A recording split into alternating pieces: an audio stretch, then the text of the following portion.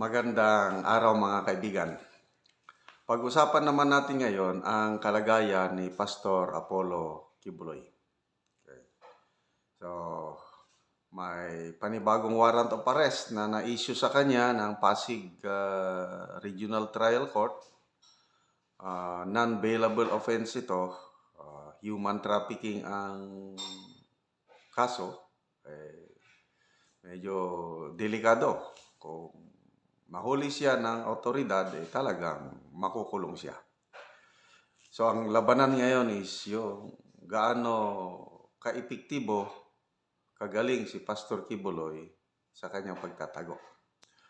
So, si Pangulong Duterte, na alam naman natin na mag-best friend silang dalawa, medyo kamakailan, nagbigay ng tip kung saan nagtatago si Pastor Kibuloy. So, diyan tayo mag-focus sa ating usapin ngayon. Bakit ang best friend ni Pastor Kibuloy, binulugar niya kung saan nagtatago ang kanyang kaibigang pastor. Dito po sa headlines ng Philippine Star, ang title, Kibuloy hiding in Davao City, Duterte. So, sinulat ni Diana Lid Suelto. So, saan? Maluwag naman ang Davao City. If I'm not mistaken, the largest city in the world in terms of land area, Davao City. So, napakaluwag. Okay, mayroong binanggit ni PRRD na specific na lugar sa Davao City. Sabi niya, Tamayong, Davao City. Ito ata yung compound ni Pastor Kibuloy. I don't know kung itong compound ay parehas yung Prayer Mountain. Hindi pa ako nakapasyal dyan eh. Kaya parang gusto kong mamasyal dahil napakaganda daw ang Prayer Mountain ng KOJC. So yun na ang tip Nagtatago si Pastor Kibuloy sa KOJC compound sa Tamayong, Davao City. So, bakit naman nakapagbitiw ang Pangulong Duterte ng ganitong location ng kanyang kaibigan? Kasi may mga nagtatanong, may nag-aakusa sa kanya na itinatago ni PRRD si Pastor Kibuloy.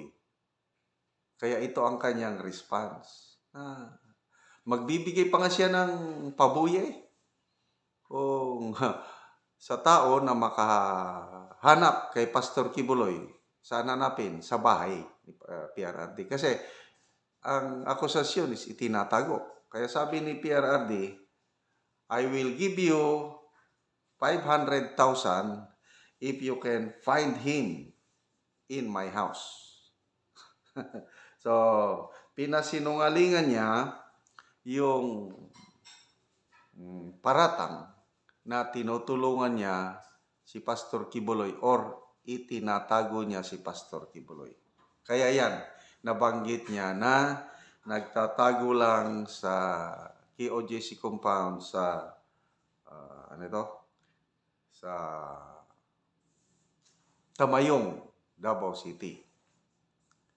Kaya lang, dinagdagan ni PRRD na mahihirapan kayong hanapin kung nasaan siyang yung exact location ni Pastor Kibuloy sa Tamayong, sa compound, dahil very vast, sabi niya. Let me educate all of you. Kasama na ang NBI, PNP siguro dito. Tamayong is very large and inside it, there are many houses. Just make sure that he is in one of those houses because it should be a different search warrant for each house. Ganyan pala yan. Ilagay yung bahay. Pag wala siya doon, Ay, wala na namang magagawa yung otoridad, babalik na naman. So I don't know how many houses ang nandun sa compound. Kung may, may, example lang may 20 houses. Oh, pinuntahan, dalawa, wala, babalik na naman. Another search or arrest warrant, panibagong mahirap nga. So, ganun pala yun.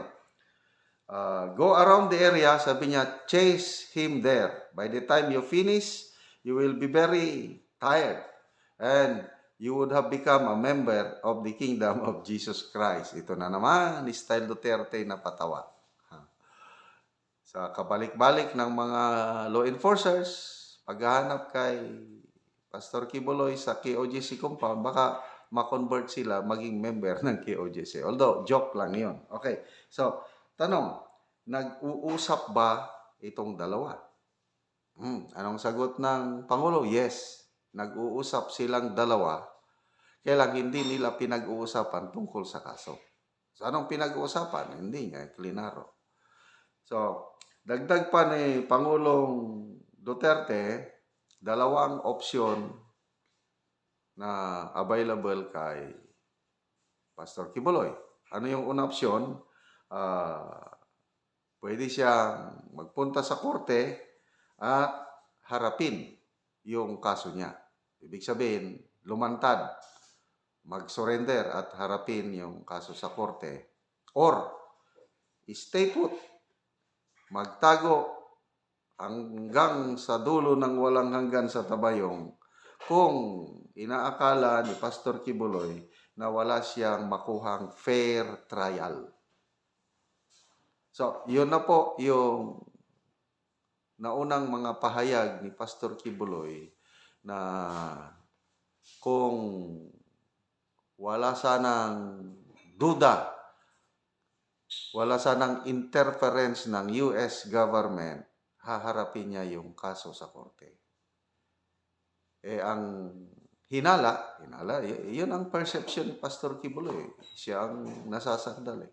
Pakikialaman ng US government yung kaso niya, anong tawag doon?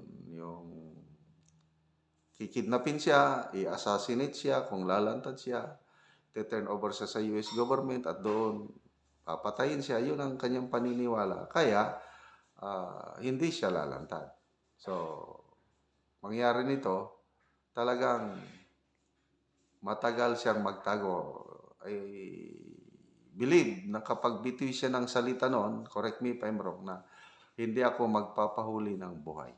So, parehas na sila ng kalagayan ngayon ni ating minamahal nga DJ Bantag.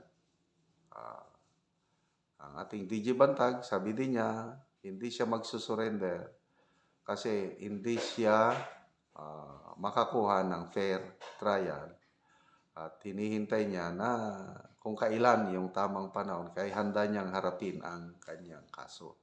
So, next question is, ano ba talaga? Nandyan ba talaga sa KOJC compound si Pastor? As